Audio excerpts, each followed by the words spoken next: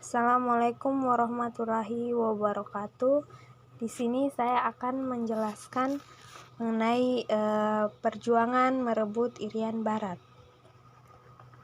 Salah satu hasil konfrontasi Meja Bundar atau KMB adalah bahwa kedudukan Irian Barat akan ditentukan selambat-lambatnya 1 tahun setelah pengakuan kedaulatan.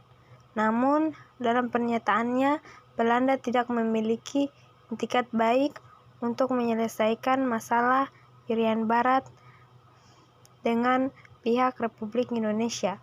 Sebagai upaya telah ditempuh oleh pemerintah Republik Indonesia dalam menyelesaikan masalah Irian Barat, diantaranya adalah yang pertama, perjuangan melalui jalur diplomasi. Sejak masa demokrasi liberal, setiap kabinet mencantumkan program kerjanya mengenai pembebasan Irian Barat, mulai dari kabinet Natsir hingga kabinet Juanda.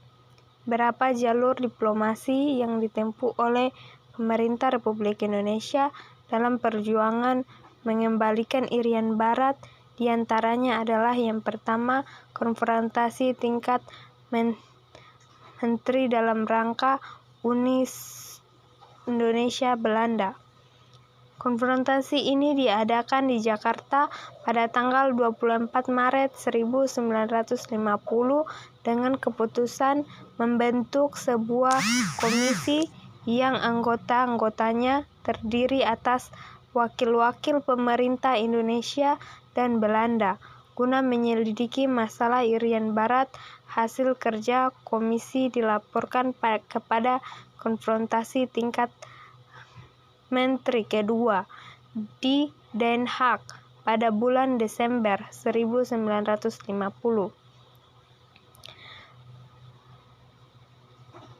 Hambatan perundingan KMB. Pada tanggal 3 Mei 1958, Indonesia secara sepihak membatalkan hubungan dengan Belanda berdasarkan perundingan KMB dengan Undang-Undang Nomor 13 Tahun 1956. Dalam undang-undang itu ditetapkan bahwa hubungan antara Indonesia dan Belanda adalah hubungan yang lazim antara negara dengan berdaulat penuh.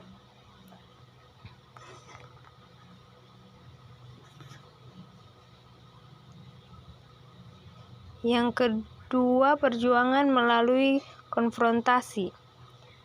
Akibat upaya penyelesaian damai masalah Irian Barat tidak berhasil, maka pemerintah Indonesia dan rakyat Indonesia menempuh jalan konfrontasi dengan Belanda dalam upaya penyelesaian Irian Barat, baik melalui kekuatan militer maupun ekonomi.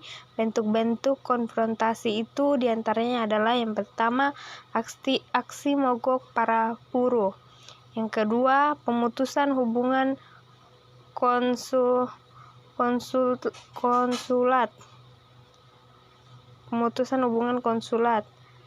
Yang ketiga, nasionalisasi perusahaan milik Belanda di Indonesia. Yang keempat, pembentukan pemerintah sementara Irian Barat. Pemulusan hubungan diplomatik. Perjuangan melalui Trikora.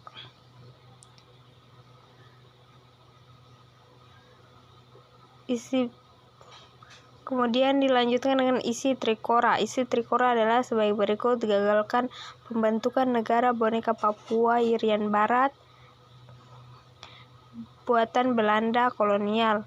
Kibarkan sang merah putih di Irian Barat, tanah air Indonesia. Yang ketiga, bersiaplah untuk mobilisasi umum, mempertahankan kemerdekaan dan kesatuan tanah air dan bangsa. Kemudian sambutan alas Trikora. Sambutan dari luar negeri, dunia internasional, penyuruhan agar Trikora Belanda dan Indonesia terlibat perang.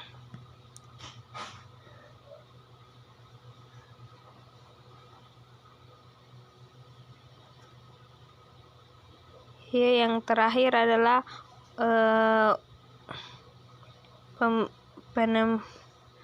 penentuan pendapat rakyat atau PPRA di Irian Barat.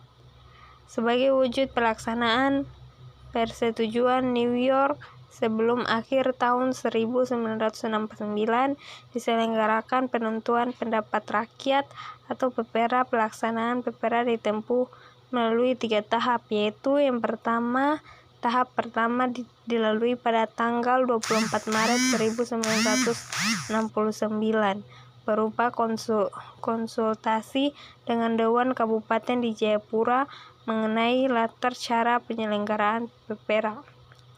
Ya, cukup sekian materi dengan saya, lebih dan kurangnya mohon dimaafkan. Saya tutup dengan ucapan wabillahi taufiq wal hidayah. Wassalamualaikum warahmatullahi wabarakatuh.